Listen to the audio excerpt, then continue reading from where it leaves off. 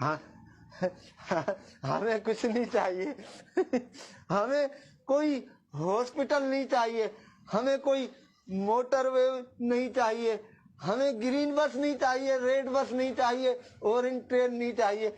हमें तो सिर्फ 2 वक्त की रोटी चाहिए। यकीन करो, ये 2 वक्त की रोटी खाना मुश्किल हो गया। अरे मंजूर भाई, किससे 2 वक्त की रोटी मांग रहे हो? अरे आप नहीं समझ रहे, ये देंगे हमें रोटी, ये 2 देंगे? वक्त। हाँ, ये 2 वक्त की रोटी देंगे हमारे को। हमें तो 2 वक्त की रोटी चाहिए। आप देखे ना, 40 साल जो हालत है जंग में रहा अफगानिस्तान, हमारी करेंसी उनसे भी पीछे है। तो हम किसी और से क्या मुकाबला करें? जापान से क्या मुकाबला करें? चाइना से क्या मुकाबला